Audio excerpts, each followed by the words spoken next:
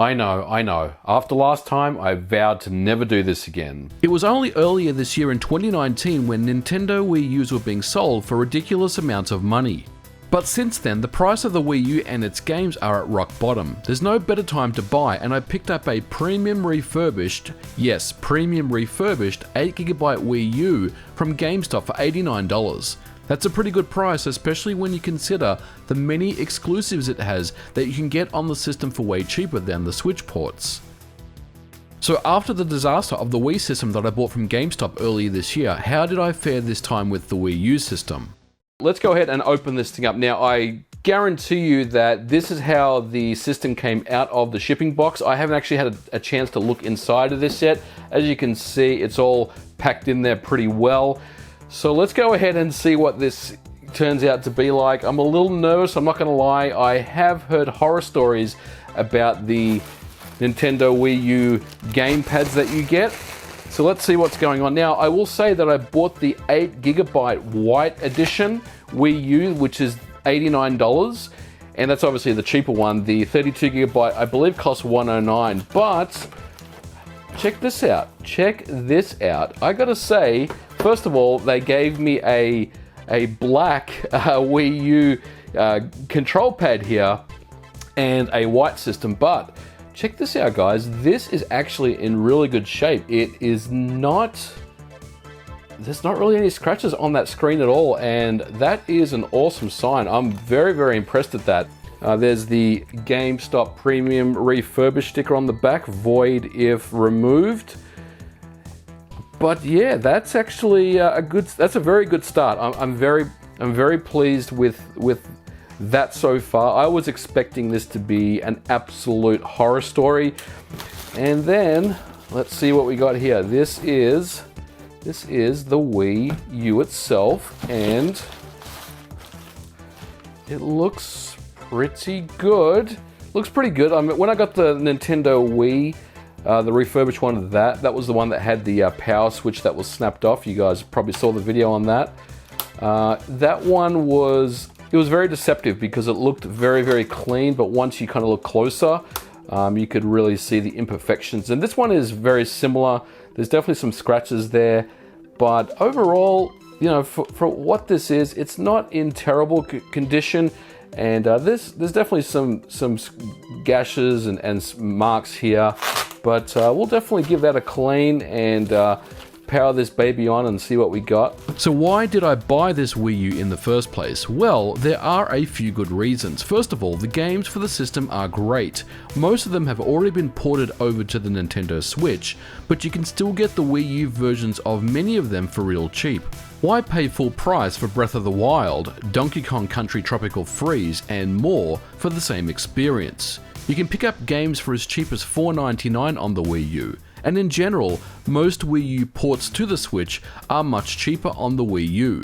For example, Tokyo Mirage Sessions, a game that was just announced for the Switch, is a $20 Wii U game. You can find the Wii U port of Assassin's Creed 3 for about $4.99, which is a far cry from the Nintendo Switch version, which was just released. And then we have exclusive Wii U games that have not been ported. Games like Pikmin 3, Fatal Frame, Super Mario 3D World, Twilight Princess, Wind Waker HD, and one of the most underrated on the system, The Wonderful 101.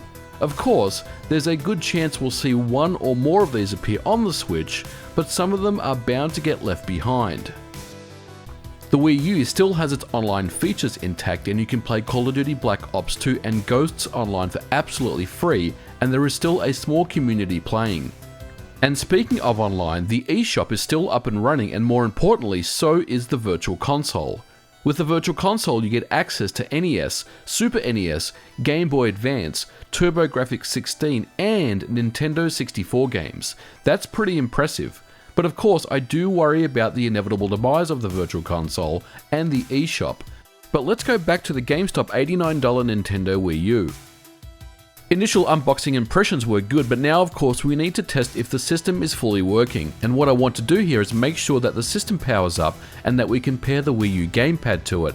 And as you can see, we are able to do this. From here, I test the gamepad and make sure that the touch is working as well as interacting with the main system, testing all the buttons, the analog sticks, just making sure that everything is working as it should, and everything is looking good. Now the next thing that I do is run a firmware update to get to the latest revision. Keep in mind that you can mod your Nintendo Wii U on any firmware, so don't be afraid to do this if you are wondering about your modding chances. And finally, let's test the DVD drive. This is where we got stuck last time, but with this system, as you can see, the DVD drive works fine and we're looking good. We're playing The Wonderful 101 by Platinum Games, which is one of the best games on the system and one of the most underrated games on the Nintendo Wii U. So everything looks to be good. I also get logged into the Nintendo eShop and there's no issues with the Wi-Fi networking. So overall, very pleased with this particular package from Gamestop and what they sent this time round. As it stands, an $89 Nintendo Wii U system from Gamestop is actually a really good price, but what makes it even more compelling is the fact that the Nintendo Wii U is an excellent homebrew machine, and modding a Nintendo Wii U for homebrew is very simple to do. First of all, I want to say that everyone should consider soft modding a Wii U. It's simple to do, and all you need is an SD card. Any firmware revision will work, and it really opens up many more possibilities with the Wii U. With a simple exploit known as HacksG, it takes around 10 minutes. For those folks interested in a step-by-step easy modding guide, I'll leave a link in the description below. Once your Wii U is modded on first appearance, it doesn't seem like anything has worked, but you will notice a new icon for HacksG on your gamepad. From here, by launching it and holding down A will boot you into the Homebrew launcher. This also comes with an app that allows you to access and download all Homebrew available for the Wii U in a simple and easy to use way. Everything is downloaded and installed onto the SD card, so if you need to copy ROMs onto it, it's as simple as removing it, installing it on your PC, copying the ROMs, and then back onto the Wii U.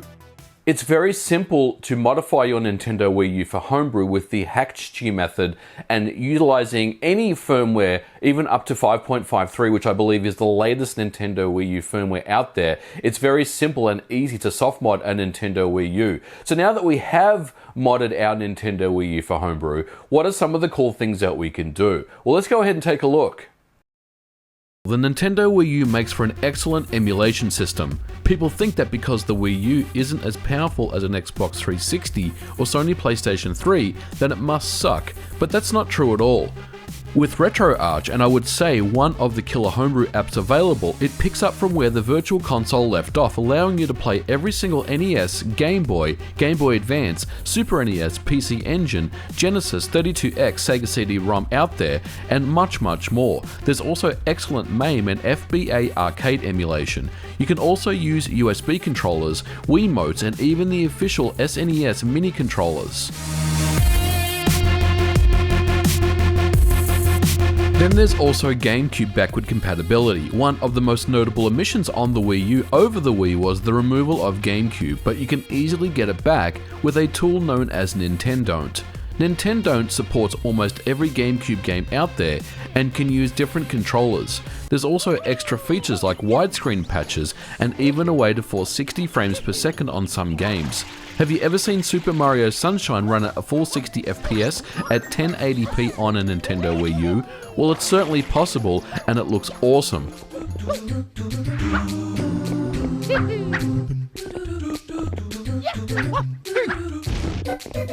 Just these two apps alone would be worth it, but there's also other notable homebrew including region-free loading of games and other emulators such as Nintendo 64 and even Sony PSP. So that's the Nintendo Wii U. For $89, GameStop really delivered the goods this time, and I'm very pleased with what they provided me with, especially the gamepad. It came in excellent shape, and I was very nervous about the condition that this system would appear in, but it was ultimately a success, and I'm very pleased I was able to get the system modded, and that's one of the reasons why you may want to consider picking up a Wii U in 2019, because it's just such a misunderstood system in so many ways. Now obviously the Nintendo Switch is getting all the accolades and all the success right now, and deservedly so. We're not taking anything away from the Switch, but what we're saying here is that the Wii U has so much potential and so much cool stuff that you can do with it, and it really allows allows you to play so many different games from GameCube, Wii, Wii U, Game Boy Advance, Super Nintendo, Nintendo 64, all the virtual console stuff that is just not available on the Switch. And not to mention, modding the Nintendo Wii U allows you to access things like RetroArch and other emulators that really just makes this system so compelling from a emulation and a modding standpoint, that for $89 it's like probably one of the best systems you can get in order to experience so many different games on one particular system. Certainly more than the Nintendo Switch can offer at this time, until we see a virtual console equivalent appearing on the Nintendo Switch. Now, before I go, guys, I do have a quick announcement. I will be giving away this Nintendo Wii U that you saw on the channel, complete with the games and everything that came in the Gamestop box that you saw me unbox at the start of the video, to one lucky winner. In order to win, just click on the competition link in the description below and get entered, and good luck, and hopefully I'll draw your name in a couple of weeks. Well, that will do it for this video, guys. I hope you enjoyed it. Let me know what you thought about it in the comments below. As always, don't forget to like and subscribe, and I'll catch you guys in the next video. Bye for now.